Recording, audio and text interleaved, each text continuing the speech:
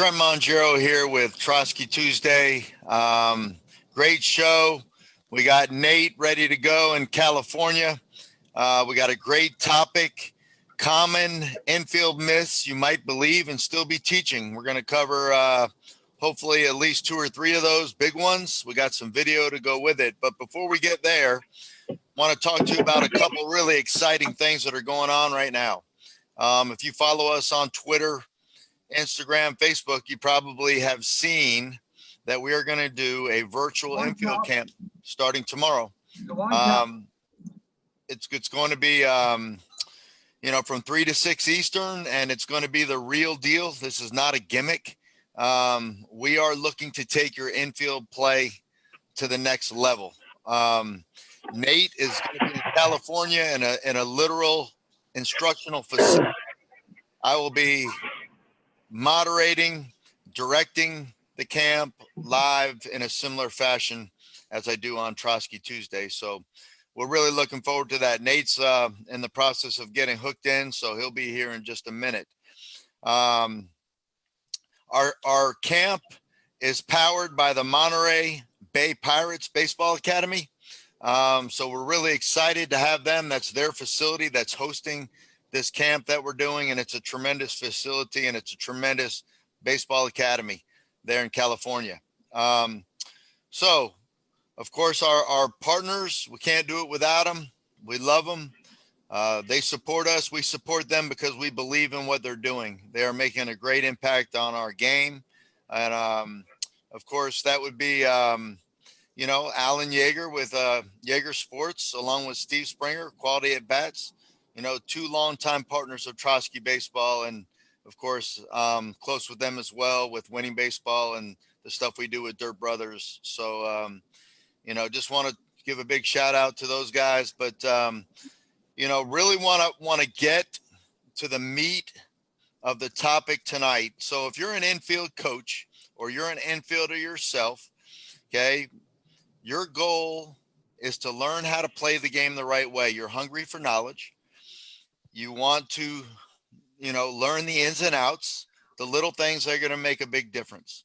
And over the years, Nate will tell you, and we'll get to, hear his great insight in just a minute, that both he and I have grown as instructors. We don't know it all, but we're students of the game, almost 30 years each. And if you count our playing days, well over 30 years of trying to figure this position of infield play out, because we want to teach it the right way. And we still feel like there's some myths hanging on after all these years, especially with infield play, that we want to clarify tonight. So we're going to show a video right now of some major league players making a backhand, because there's some myths that we're going to clarify through the video that you're going to see. Nate, before we show the video, is there anything that you want to say prefacing the video? No, not in particular. I mean, there's 5 infielders that play for the Los Angeles Dodgers. Video's a couple years old, but it doesn't matter because what's right is right. And so their infield's in, so that has something to do with also footwork, the speed of the ball. So just always understand the context of the play is extremely important. And what we do and what the Twitter world does, and just this world we're in today, they take clips, and we're all guilty of it. And that's part of the learning process, but it's not a good phase to be in, where you take clips and you teach from a clip, because you don't know where the pitch was. You don't know the speed of the pitch. You don't know if he hit it well. You don't even know if he liked the swing. Just because he took the swing, he might have went in the dugout and said, man, I didn't like that swing. I'm not going to do it like that next time. And we have a still shot of it, and we start teaching of a still shot. So it's the same with infielding, hitting, pitching. A pitcher might be doing something, and then you try to copy Verlander, and Verlander for the last 2 months was trying to get that out of his delivery, but you see it and you think it's what he's trying to do, but you don't know what he's trying to do. Nobody knows. So you have to be really careful, and that's why experience is king, because over the years of being an experienced coach and seeing numerous hours, hundreds and thousands of hours, literally, of infielders taking reps, from low-level players to the big leaguers to high school guys to all levels, you start to learn, because you have like an encyclopedia in your brain of just of memory and data. And that data is real experience. The data you get on Twitter from one video, or you just see a guy in a game and you clip it and you take that picture, it's very, very dangerous. So let's just talk about the context of this video. The context is simple. They're in spring training #1. So that means they're in cruise mode. Most of those guys are just cruising. So you got to understand that. Another piece is they're all playing pretty close to home plate. So it's like infield in. So that's going to also determine footwork, positioning, and, do they have time to move their feet? So the field they're on, the surface, the weather, are they competing? Are they just getting loose? Is it their first 10 reps? Is it their last 10 reps? Is it their middle reps where they're really competing with themselves? So we don't know any of those answers, really. Like, are they competing? Is a guy trying to beat the guy out? So why is one guy trying harder? We don't know. But what we do know is the infield's in. It's spring training. It's a very comfortable environment. They're pretty much kind of in cruise control. I'd say they're at about 80% effort. They're not like being lazy, but they're not like, it's not game 6 where they're locking in. So basically that's the context. They have a guy hitting just some nice routine ground balls. And surface it up. What's the background noise going on? Any idea? Move it as quick as I can. That's Brian getting the video ready. Oh. That's me, guys. Sorry. Okay. No worries. Well, Nate, we're gonna speaking of Twitter, those that are following us right now, we're actually gonna post this video. I think Nate will later, this actual video on Twitter, so you can refer back to it. But it is a talking piece for what we're going to be covering today. Brian, are you ready to cue the video? And Nate, you can voice over as it's going. Of course, you can talk over. Do that if Brian's ready to play it.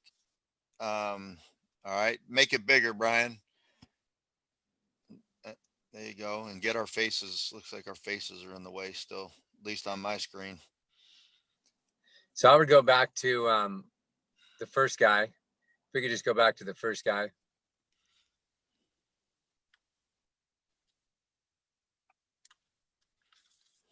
So player #1 right here.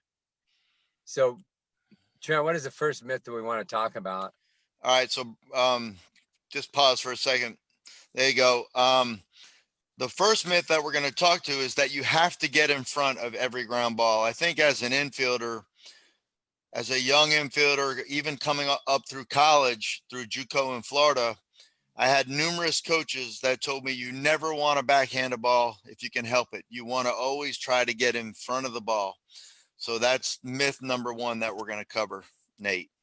Okay, what you'll see is, if we could show all 5 players now, because let's just think of that concept. And then what is the phrase, Trent, that you learned as a player? Fight.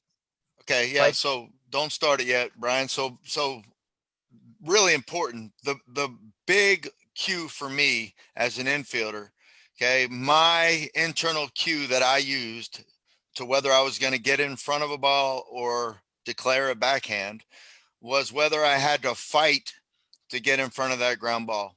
Okay, now I was trying to use good footwork, good actions, and attack with good angles. But as I'm approaching ground balls, instincts tell me whether I'm going to have to fight. And when I say fight to get in front, if you can kind of see me, it's like I'm going to have to do everything in my power just to get in front of that. That's called fighting to get in front.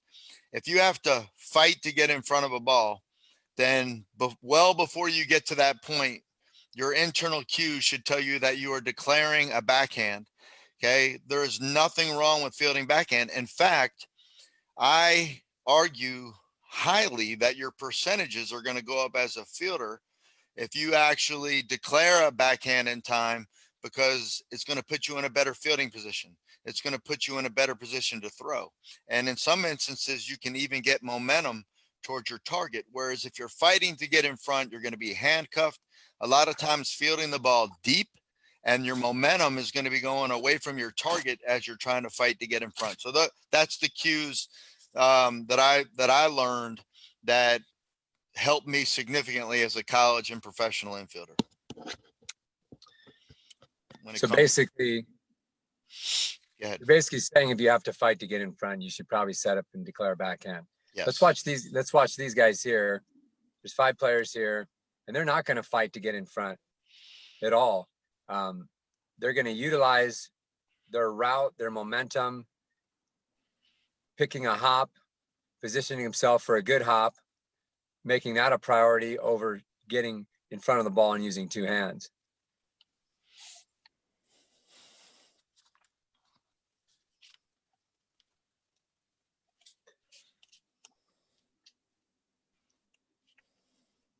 So we can start over and we can watch him again. Let's watch the first guy. So player number one, he stays square. Now take a look at that. He stays square to the ball. I mean, he very easily could have shuffled his feet or tried to kind of like blocking a ball like a catcher would, kind of like get his shoulders like you showed earlier, Trent. He could really work to body up. What happens when we body up? What happens to the actions of our levers from our wrist lever to our elbow level? And what you notice when you look at his levers, since he stays in a good backhand position, if you can go back to that, Brian, and try to pause it when he catches the ball, he uses his levers. He has the elbow lever and the wrist lever, which are hinges. Now his head is behind the glove, which you can see. He's able to feel that out in front. He's able to have easy actions, and that's a very key word to understand. Easy actions. If you fight to get in front, your glove hand starts to go to the right of your belly button, which creates stiff levers. You start to incorporate the shoulder. You lose mobility, agility, quickness, freedom in the hands. Yeah, you're in front of the ball, but your hands become unathletic. So we'll call them athletic hands. So if you have athletic hands, you're going to be in a much greater position to make a play. Not so much am I in front of the ball. It also gives myself as a fielder, you're going to see better posture. He stays behind the ball, his head is behind the glove. And then the next piece is momentum and direction, which he's able to, right as he fields it, he creates momentum and direction in the direction where he's throwing, which is either to home plate or to first base. And here it looks like he's setting up to first. If you can make that play one more time.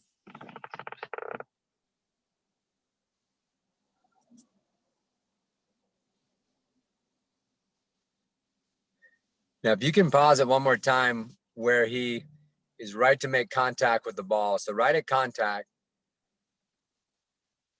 So as he makes contact with the ball. Now look, just as he stops there. Now, can you go back just a phrase right before he brings the glove up? Right before the glove comes up, you can just pause it. Now, right now, this is the reading phase. He's reading the ball. That's the reading phase play. That's the reading phase of the play. Now, what he has a choice to do is he's reading the hop. He has a choice. Do I get in front of it? Do I just stay stationary with my feet flat on the ground? Or do I actually drop step to lengthen the hop? So he could go forward. He could do a little quick step forward and pick it. If it's an in-between.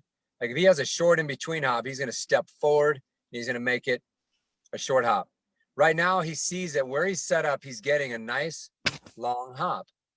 So there's no reason to try to get in front of it because the number one key is pick your hop, short or long, momentum and direction. So right now he's picking his hop, but remember he has many choices. He could step up, make the in-between hop a short hop. He could stay stationary and keep the hop he's getting, or he could back up with a drop step and lengthen the hop. So he's in the read phase. He reads the ball and he says, I'm in a good place. So right as he feels it, if you can play it now, right as he feels it, you'll see he starts to move his feet. And as he moves, he's receiving the ball with his feet. And look at his momentum. It's going directly to first base. So everything is in alignment and he has perfect posture to move in direction after he's in great posture to field it because his head's behind the glove. His levers are working. Setting himself up to make an easy play. Now, what happens is when you see a younger player try to get in front of that ball, it looks like a difficult play. You go, wow, that was a difficult play. No, it wasn't a difficult play. The reason it's difficult because he doesn't know how to put himself in a position to make the play easy. And that's what master infielders, that's what professionals do. There's two things I want to add. As a middle infielder, in no way are we encouraging you to be lazy to the ball so that you are turning plays that you literally can get in front of and field in a more consistent position even than the backhand. And now you're just turning everything into a backhand unnecessarily. That's a point I want to be very clear about. Another thing I want to talk about is a former professional player that you and I know very well. I was talking to, who's a third baseman, and he said that, and his mindset was to be almost like a hockey goalie, like he was going to get in front and knock everything down. And he was not of the mindset, because he wasn't coached into the mindset of doing exactly what we just saw this fielder do here. And that is, play necessary balls to the backhand side to improve consistency. Okay. And fielding overall. And he tried to get in front, kind of like I was talking earlier. What do? You said you're going to get stiff with your levers. You're going to cut yourself off with your hands. You're going to take your momentum in the wrong direction. All these things are working against you. And if you do get your body in front and knock it down, what's the odds you can run over, pick it up cleanly, and then still make a good clean throw to first base? So the old mindset of just being a goalie at third base and knocking balls down, the toughness is nice. And there's going to be times on bad hops when you got to stay in front when the ball's at you, but that's not what we're talking about here. So that professional player said that had he known what Nate is talking about and what I'm talking about right here, it could have been a huge difference in his fielding career. So I wanted to add that insight there, Nate. Anything more you want to add, or you want to move on to the next play? Yeah, I think there's a few things. When you talk about bodying up, well, bodying up to me is really the only time you would body up is if it's like a do or die, and you have to keep the ball in front. You have no choice. So basically, you're just sacrificing your feet. Just said, I'm going to just eat it. I'm going to knock it down. And first of all, the shortstop and the second baseman has the ability to do that because his throw is short. And the third baseman has the ability to do that too. But when you see a player who bodies up, what it tells me is he doesn't have good feet and he doesn't have good judgment. Because if he's relying on bodying up, that means he doesn't have good judgment. Because if I can read swing, I can read the ball, and I'm reading hops early, what's going to happen? I'm going to be able to drop stuff. I'm going to be able to move with it majority of the times. So judgment, and then also footwork, training your feet. One, having quick feet, and two, having feet that respond unconsciously. It's just like an outfield. The outfielders double step constantly. They have double routes. They go the wrong way. They're always having to make up. Well, it's a lack of preparation. If you spend hours on your footwork, your feet will respond unconsciously. So it's a product of athletic feet and footwork, and then being on time and present in anticipation. And if you put those together, you're going to be able to drop step or reach forward and pick a ball. But most players can't because they don't have the foundation. They get a few reps here and there. They get their ground balls. And, in a typical infield practice is give me a few short hops and give me a few fungos. And that's nice for maybe a little maintenance. But, infielders got to put work in just like catchers do to become a five skill player. And if I have a player that has bad feet, I might tell him to body up. If he does not have a good backhand, so you really earn the right to use the backhand. It's an earned right. And many players don't earn that right. So if you don't put the time in, then you probably need to get in front, fight to get in front, because you're probably just going to straight up miss it. The percentage of you fielding a backhand, if you don't work on it and your backhand isn't a quality backhand, your best bet might be to knock it down and pick it up and throw them out. But that's not going to get you to the next level. That's not going to separate yourself amongst the pack. That might get you to make an average team. So the question really is, who are you working with? What is your time frame? What are their goals and aspirations? And then what are we developing here? And if you're saying, hey, I want to get through this season, this guy's, a converted catcher to play third, hey, we just want him to knock balls down, throw guys out. And then that's going into the context, I think, what Trent's talking about. We're not telling everybody to backhand the ball because you have to literally earn the right to use it. It's a skill. It's a skill. And most infielders, most infielders are not confident with their backhand. Let me just ask you, Trent, were you confident, or when did you become confident? Because if you lack confidence, let me just tell you, you're probably not going to make a lot of plays to the backhand side. That's the most difficult play for an infielder and the least worked on and the most feared. Yeah, so in the least amount of time possible, to answer your question, really my confidence came by working on it. And I was very fortunate to play. When I got to UNC Wilmington, I played for one of the best infield coaches, not one of the biggest names, but one of the best infield coaches in the country, by a guy by the name of Mark Scaff. And we worked all sorts of drills. And some of the drills specifically worked on backhand. And then I had to make plays in practice. So I got numerous ground balls to the backhand side where I had to finish with a throw because, making the catch is step one, making the throw, step two, it takes step one and step two to finish. And to me, at the high school level, just to add on to the lack of confidence for backhand, so many infielders, no matter what the position in the infield, when they backhand a ball, they're so worried about the throw that they never make the catch. And it sounds so simple, but they're pulling up out of the catch, already trying to make the throw before they receive the ball. So, I think you have to have that mindset. So my confidence came from drills and reps. And when I could do that consistently, the drills and the reps, my confidence shot through the roof with the backhand. That's great. So you talk about drills. So let's talk about what kind of drills, because I'll go back to when I was a player and thinking about not really wanting to backhand a lot. One, because we didn't work on it. It's a skill. And if someone doesn't really teach you how to do something and then they don't give you time. So let's just say no one teaches you, but you have a lot of time off of a wall. And the body does self-organize to a certain extent. It doesn't master something. In some cases it does, but many cases it won't. You can't just grab a wall and become a master.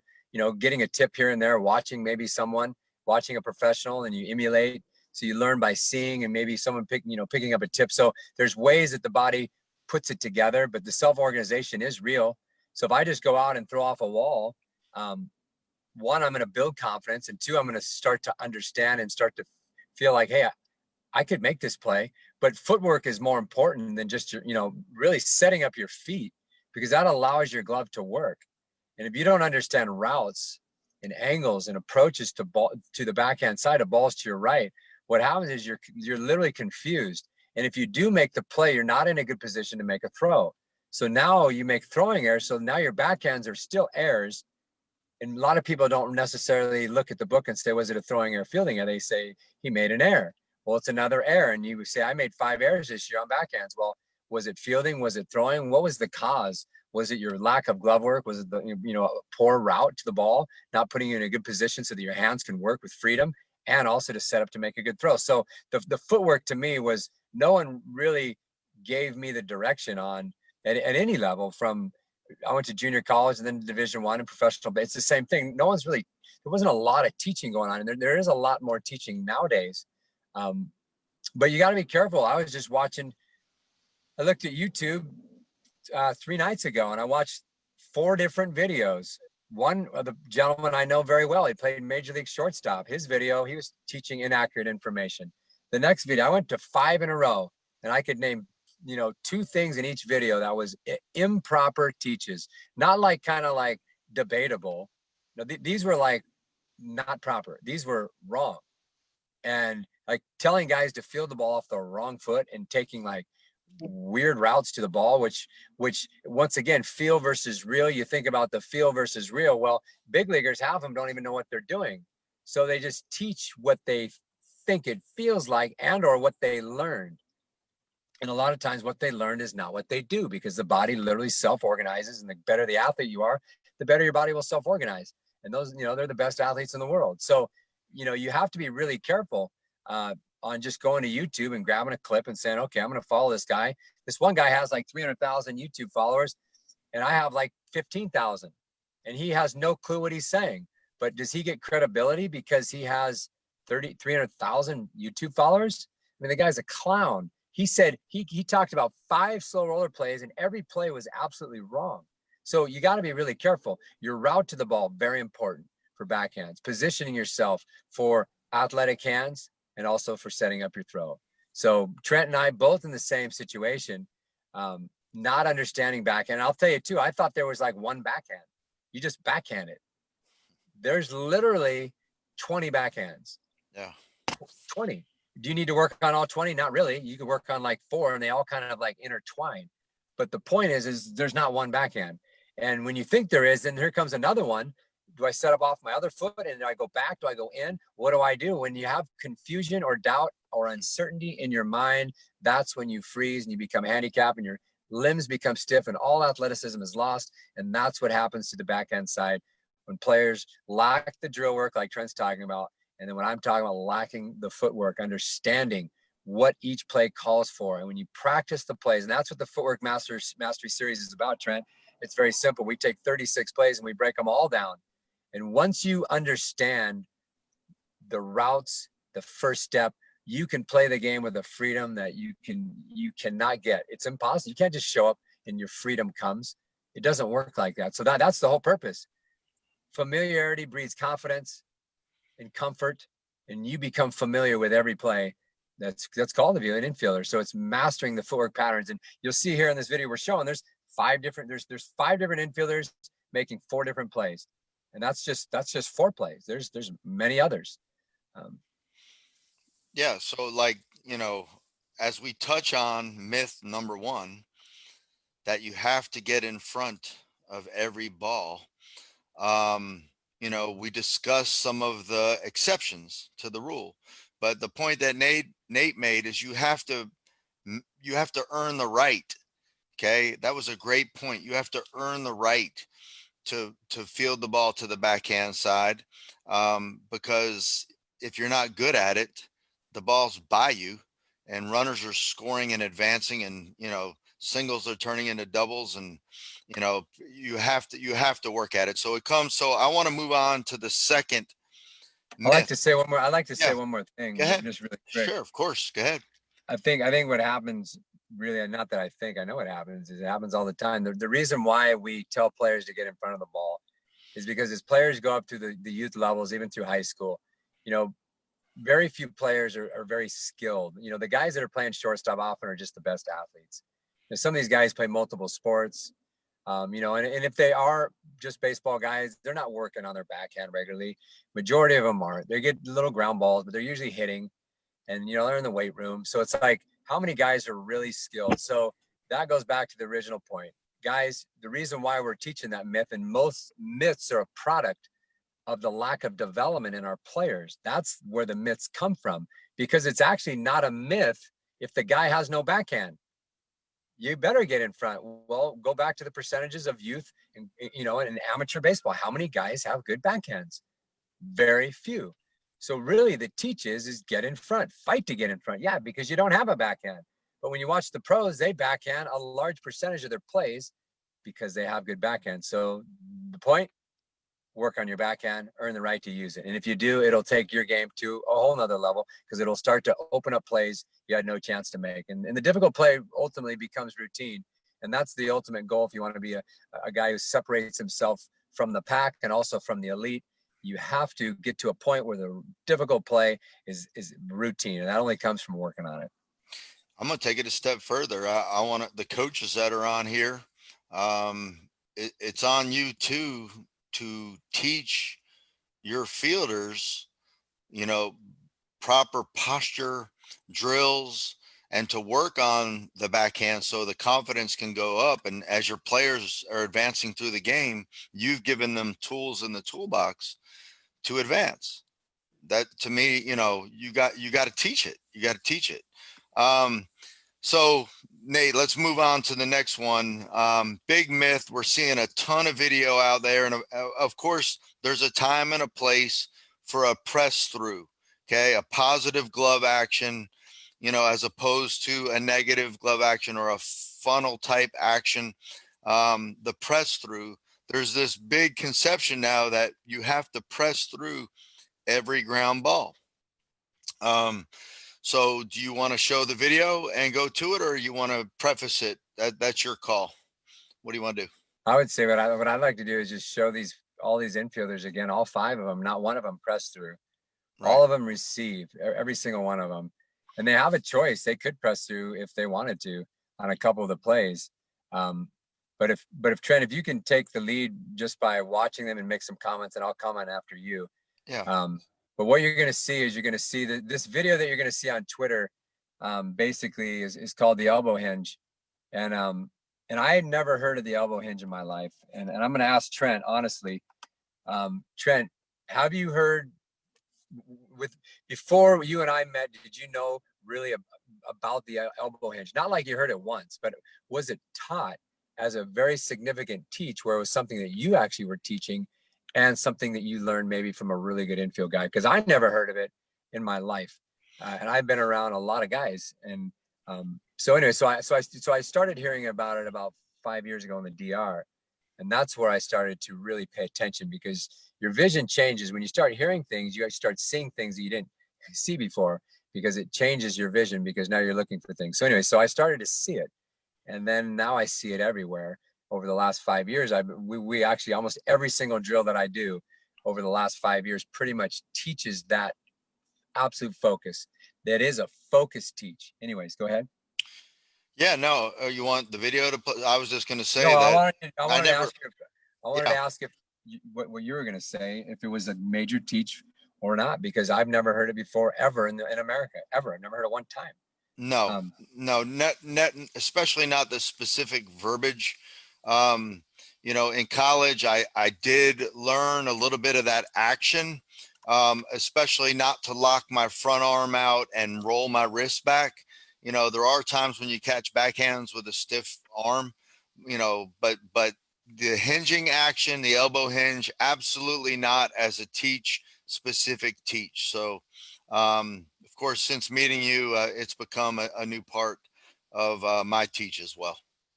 Awesome. So I was working with, I've been in the Dominican Republic for the last 15 years. And one of my good buddies, Emilio De La Santa, he was with the Mariners. He played with the Mets. He's the Mariners scout and infield instructor. And we would go play our Trosky team and also our German national team that would go over there. We would go play some of the top academies. And there's one academy in particular that's one of the top. It's like the elite, one of the top few in the whole country. And he said they do this drill every day. And I learned this about 10 years ago.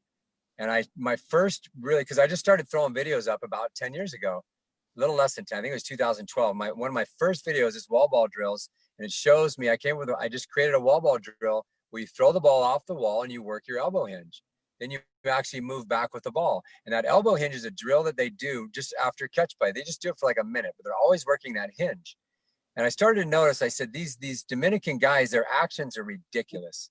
And part of the reason is because they field with hinges. They don't use a lot of shoulder. And that's the absolute opposite of pressing through. When you press, you engage your shoulder, which your shoulder is very slow. It's a slow, stiff muscle. So when you think of quickness, you think of the hands. The hands have speed. And the wrist hinge and the elbow hinge create loose, effortless, quick, fluid actions. And the hinge promotes that. Now, when you watch the Dominicans, you're like, wow. And then you see how quick they get the ball in their throwing hand.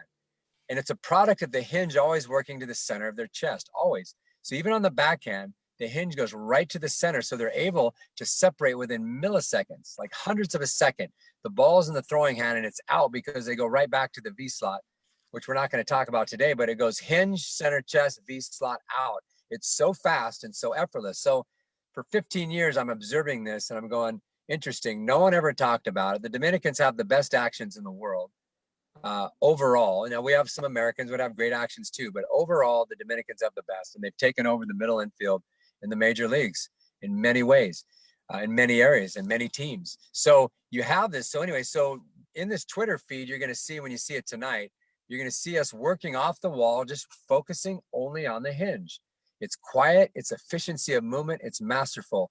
It's beautiful to see because it is so simple, and simple is king. When you watch big leaguers, that's why it looks so easy, because it's simple. So when you watch these five guys, just watch. The only thing I want you to watch is from the elbow to their fingertips. That's it.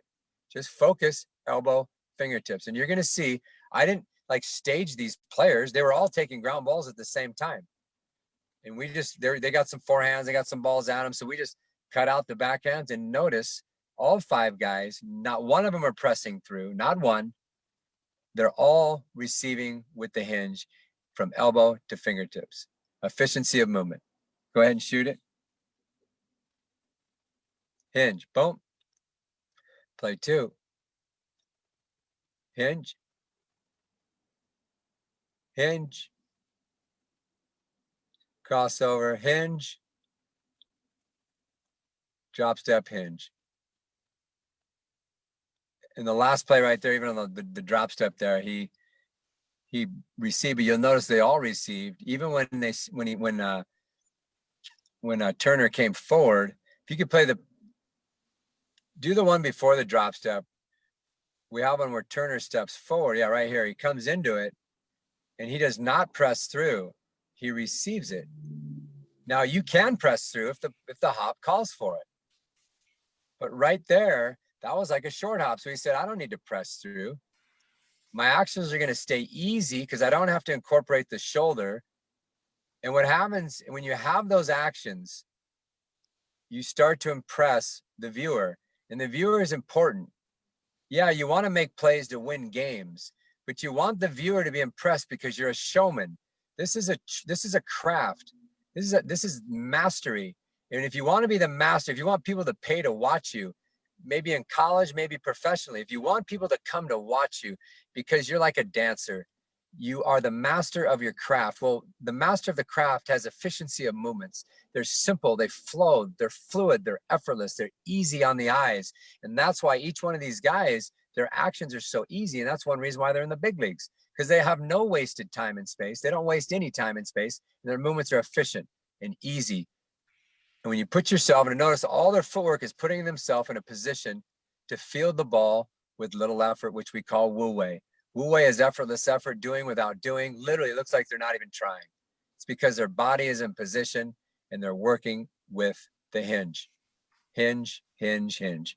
Elbow to fingertips, over and over. So we've been working on it for 10 years. My nephew, Javen, since he's been 8 years old, he's 17 now. We've been working the hinge. And I'll just tell you, when he was 14, I've told the story before. When he was 14, he had 5 full rides before he started high school. And he was skinny and he was weak, but he had actions. He had footwork and actions, and he understood how to approach balls with the right first step, the right route, proper fielding footwork, proper throwing footwork, and all these plays are different. Look at every single play you see here. They're doing something different. A lot of it is just natural. They learn a foundation and then they just go play and they let the athlete come out. But you see right here, there's 5 different guys making 5 different basic backhands with maybe one guy, like that guy right there. He stepped to the right. The guy in front of him didn't step. He just reached.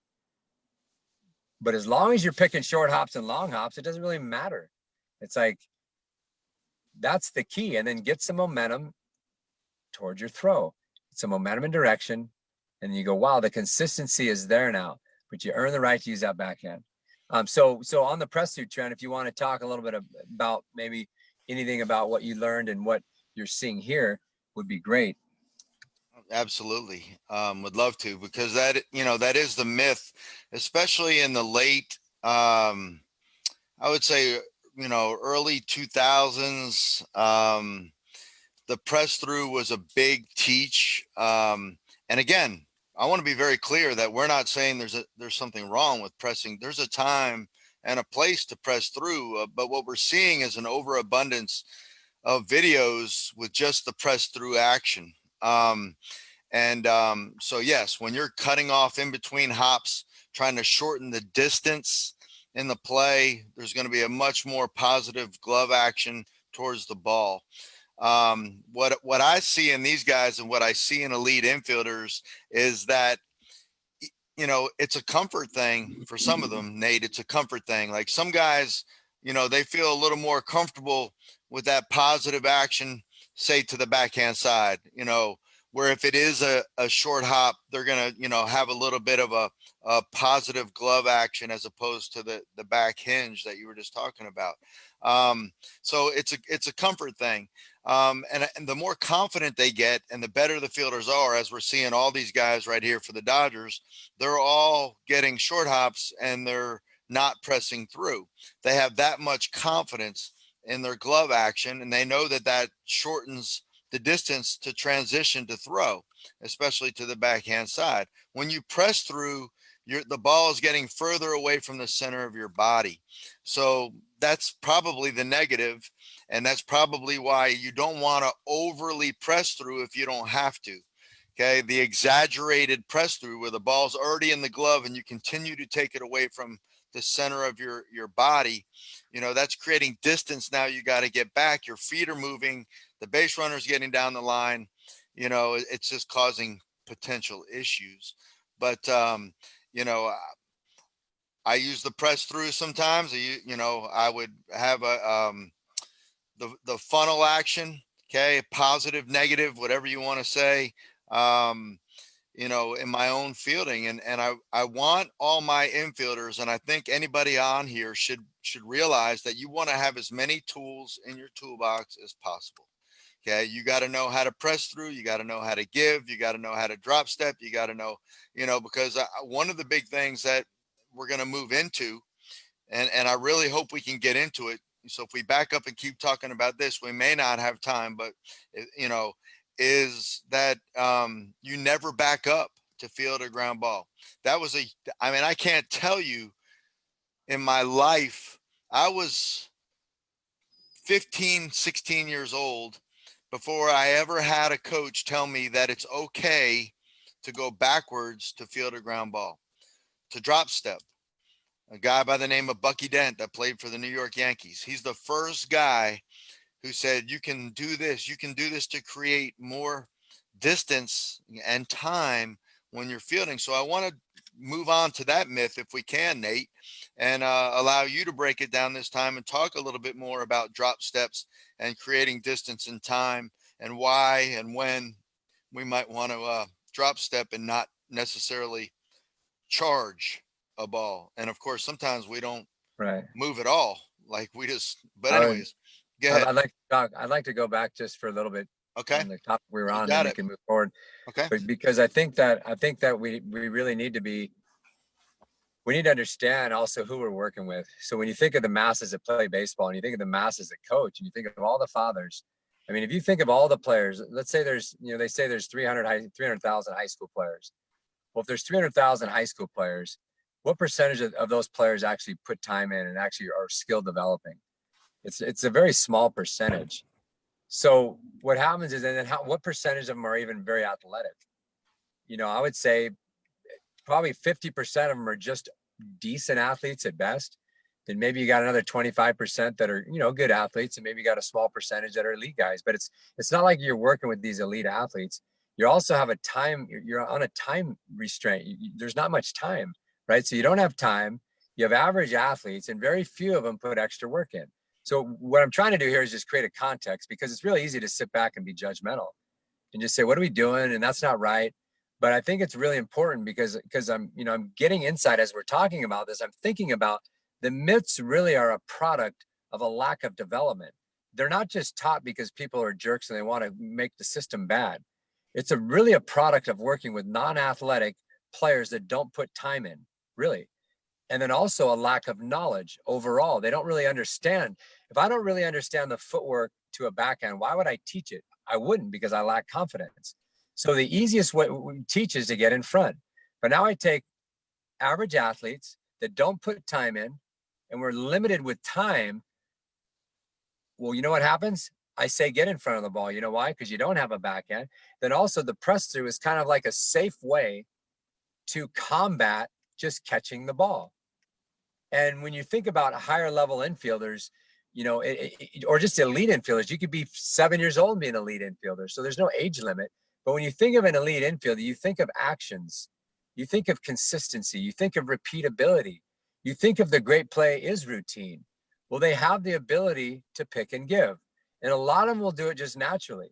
And a lot of them too can also give on in between hops and still make the play because they have tremendous hands and hand-eye coordination and athleticism.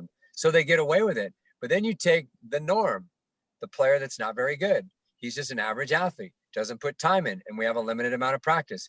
The simplest teaches is just press through, really, because you don't have time to teach both.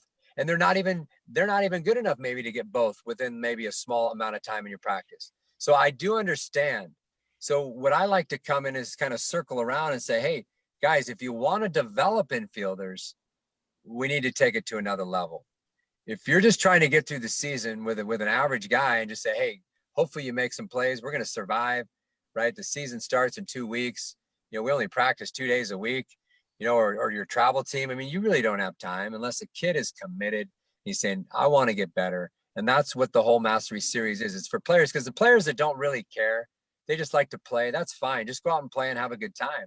But the players that are really passionate, which there is a large percentage, those players want to get better. But the problem is they don't know what to do because the information is extremely limited. And that's why we're doing what we're doing. Because Trent and I both were guys that were talented players that did not reach our ceiling because of lack of player development, a lack of coaching, a lack of mentoring, a lack of guidance. And you're just out there. Now, if you're playing with confidence and your footwork's a little off, you're probably going to be pretty good. But if you have uncertainty, and I'm the type of guy, I want to know how to make that backhand right. And if I do, I'll be confident. But if I'm kind of unsure if I should use it or not, because everybody's telling me not to use it, and the other guy says use it, now I play the game without confidence. So now my athleticism and my ability is very limited. I put a cap on top of my ability and my ceiling. And that's what's happening to so many players. There's a lack of development, and you do not want to get to the minor leagues and try to learn how to be a master of your backhand. You want to be the master at 14, 15, 16, and you'll see doors open. You'll see yourself separate guys. So I do understand, Trent, this press through concept. I do understand it because it's easy.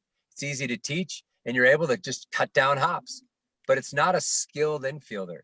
It's just a sloppy way to start. It's just a sloppy way to do the best that you can, but it's understandable. It's very understandable. Along with the first myth number one, get in front of the ball, fight to get in front.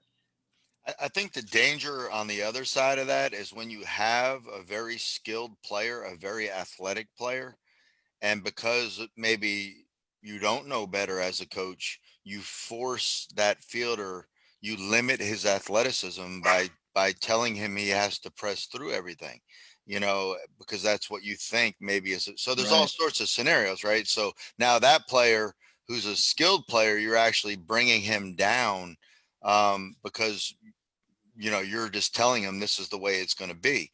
So to be clear, in closing, we use both actions as a fielder. Okay. There's a time and a place for all glove actions. It just doesn't have to be one or the other exclusively. So but I would what I would like to say that when you watch elite infielders, about 90%, I'm just throwing out a percent because I don't know the exact percent, but I would say 90% of the time they will receive the ball. They do. About 90%, maybe more, maybe about 98. Right. Just watch. The hands do not work forward in a positive action. Extremely rare. Right. And then your point, you just, what was your point that you just said? What about the high level elite athlete being actually? Yeah. So you're limiting. So just understand this.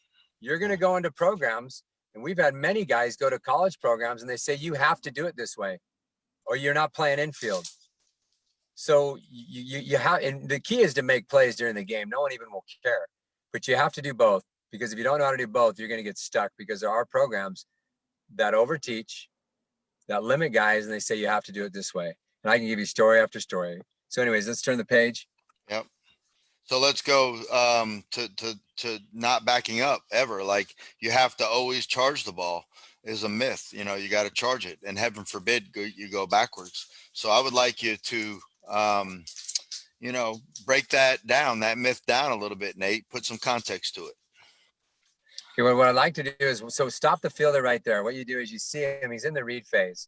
Okay, now he has a choice.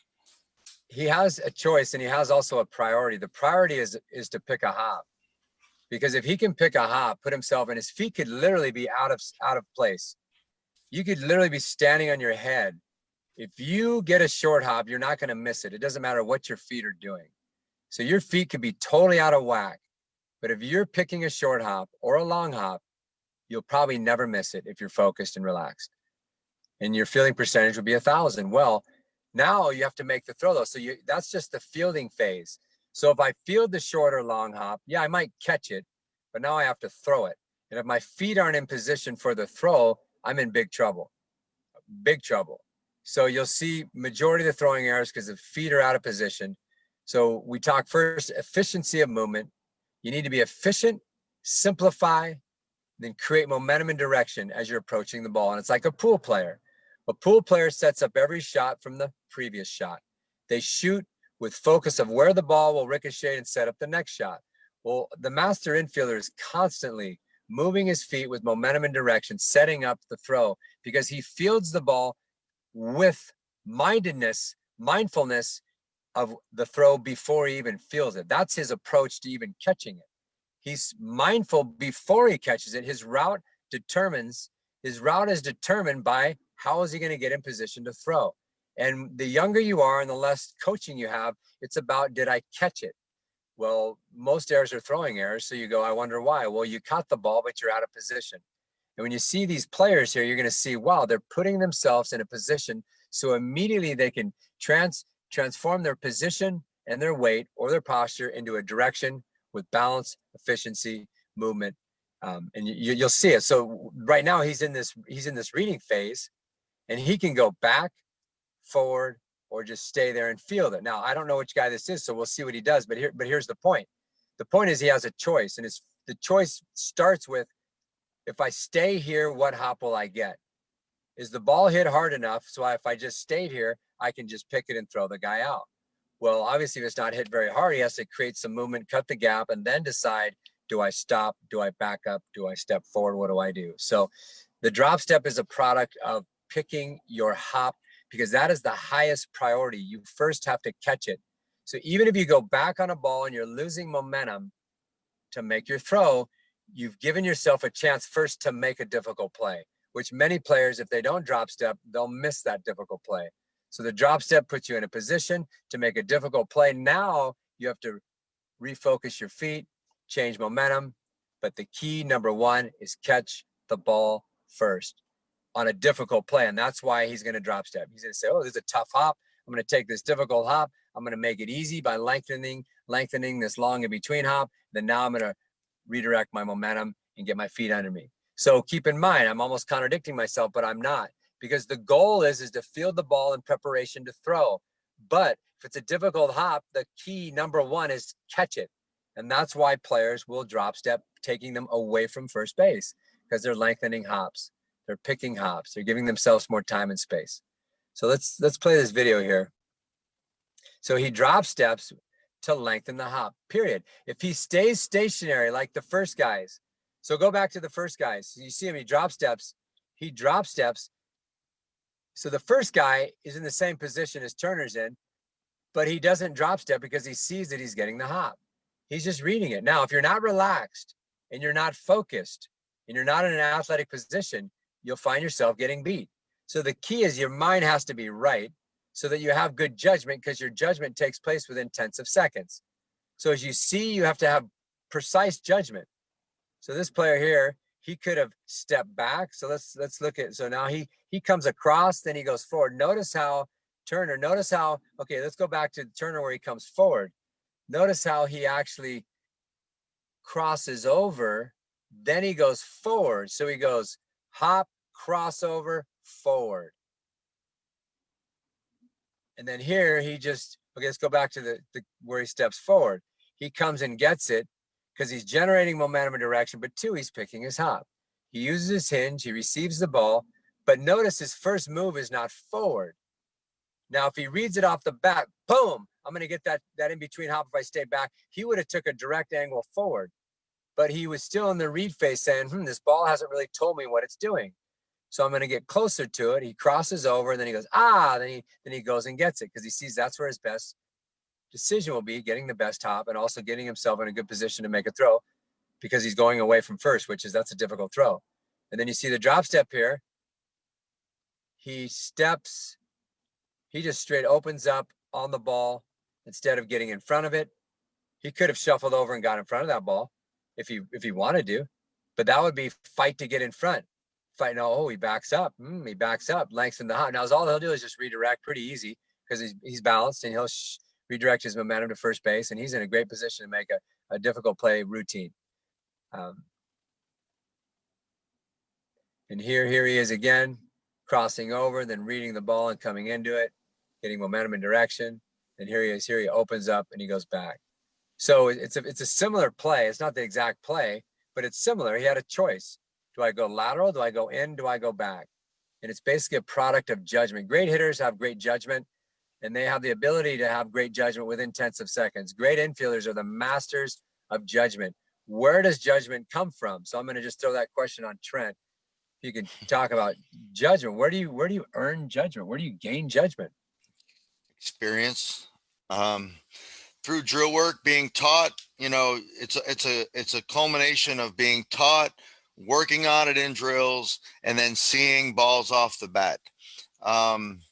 You know, it's reads. It's just like hitting. You know, you have to develop an eye. That's why the minor leaguers get 400 or 500 at bats a year. You know, it takes experience to commit to what your eyes are seeing and processing, to see a ball off the bat and drop step, to understand your internal clock and realize this ball is smoked at me. My number one priority is to create a little distance, get behind, stay low, which you notice when these guys are infield in, especially how low they are at third.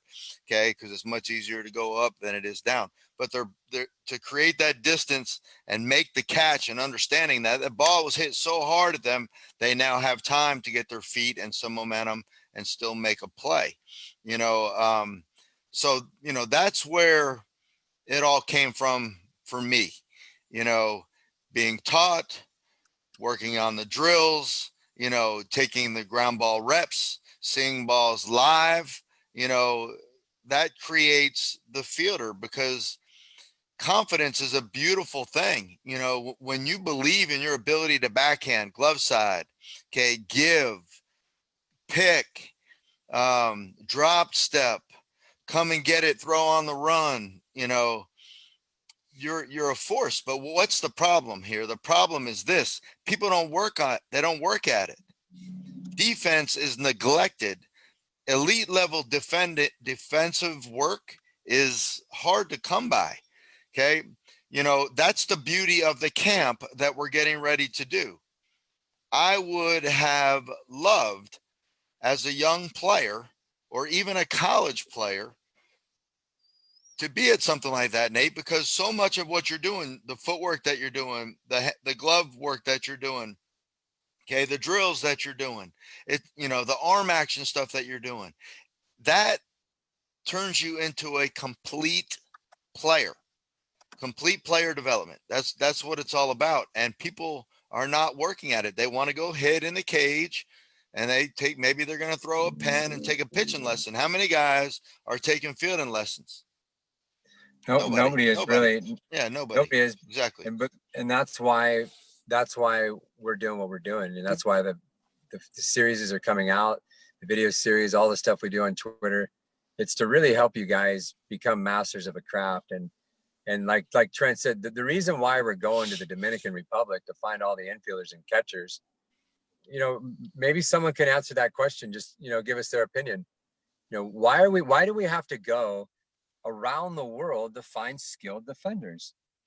I mean, it's a pretty lame question, really, because it's really sad that we even have to ask that. It's like, I think I need to write that question down, because it's important. Because why do we have to go to other countries?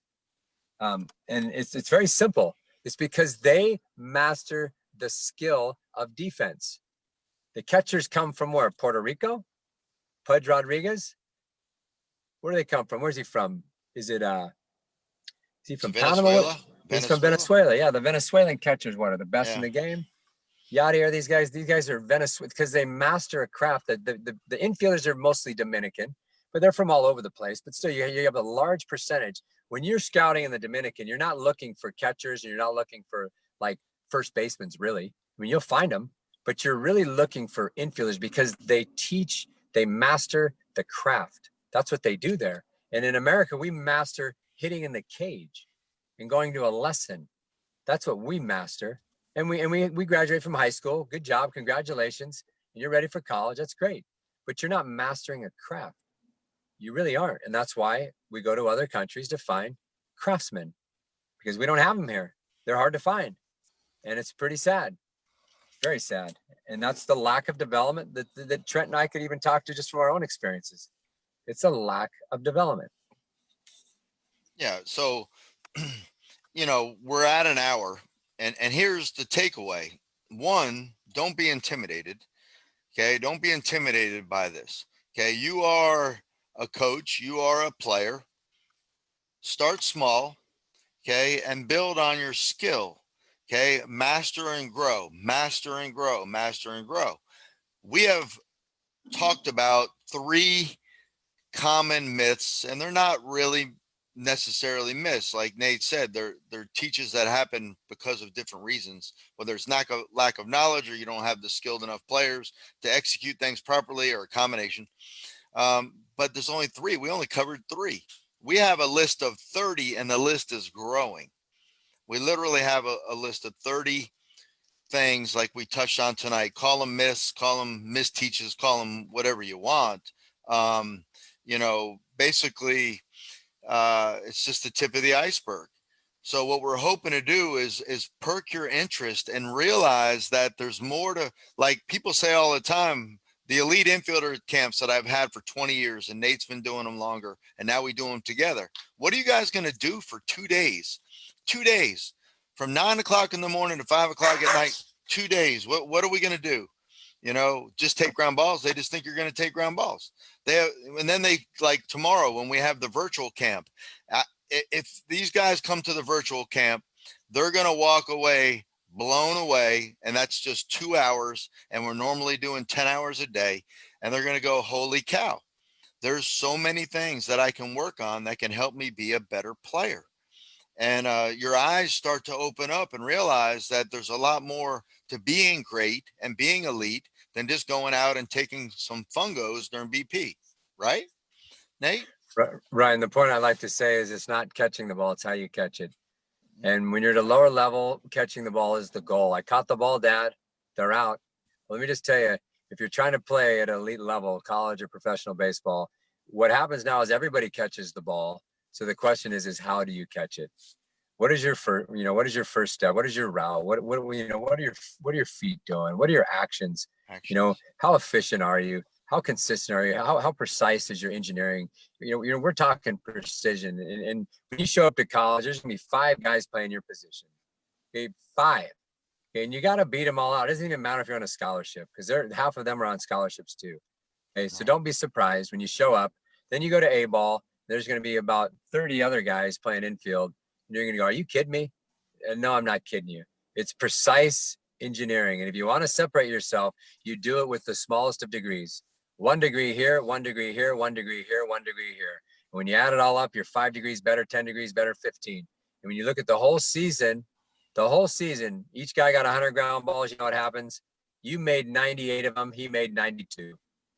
His fielding percentage is 920. You're 980. You're going to AA, just because of the smallest of details. Pay attention to detail. And that's what we do. And I'll just tell you, when you get to college, if they have to do tweaks, you know what happens? You don't play unless you're batting like 400, which very few people ever do. So understand that. You go, they're like, man, we got to work on this guy's footwork a little bit. He's a little behind because these runners in college are faster in pro ball. So let's work on his footwork. Let's work on his arm stroke because he's not repeating. It takes a little too long. He has a little bit of a sink and ball in the hole, Trent. It's not straight. It doesn't have the backspin.